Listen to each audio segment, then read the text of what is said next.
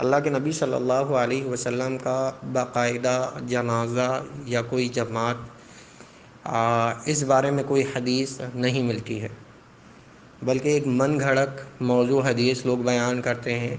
کہ اللہ کے نبی صلی اللہ علیہ وسلم کا جنازہ خود اللہ رب العزت نے پڑھایا تھا،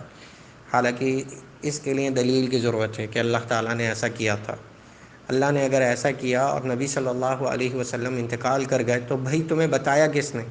کہ فرشتے نازل ہوئے جنہوں نے یہ بات تمہیں بتائی ہے، یا کسی کے خواب میں آیا، یا کسی کے دل میں یہ خیال آیا، تو لہٰذا ایسی کوئی دلیل ملتی نہیں ہے کہ اللہ رب العزت نے اللہ کے نبی صلی اللہ علیہ وسلم کا خود جنازہ پڑھا، کیونکہ اللہ کے نبی صلی اللہ علیہ وسلم جب دنیا میں موجود ہی نہیں ہیں، انتقال کر گئے ہیں، تو لہٰذا یہ دلیل من دھڑک اور موضوع نظر آتی ہے۔ دوسری بات، اللہ کے نبی صلی اللہ علیہ وسلم کا جنازہ اس طرح نہیں ہوا جس طرح ہمارے یہاں جنازہ ہوتا ہے، کیونکہ لوگ غم اور پریشانی کے عالم میں تھے، اور 1.25 لاکھ کے قریب صحابہ آخری حج میں تھے، تو کثیر تعداد میں مسلمان تھے، غم سے نڈال تھے، یہاں تک کہ حضرت عمر نے یہ بات کہی کہ اگر کسی نے کہا کہ نبی صلی اللہ علیہ وسلم انتقال کر گئے، موت آ گئے، تو میں اس کی گردن اڑا دوں گا۔ تو یہ عالم تھا، تو لہٰذا کتب حدیث میں جو تذکرہ ملتا ہے وہ یہ ملتا ہے کہ لوگوں نے انفرادی طور پر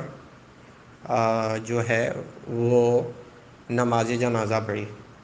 کچھ نے چند گروپ کی شکل بنائے، 8 10 15 لوگ ایک جگہ جمع ہو گئے،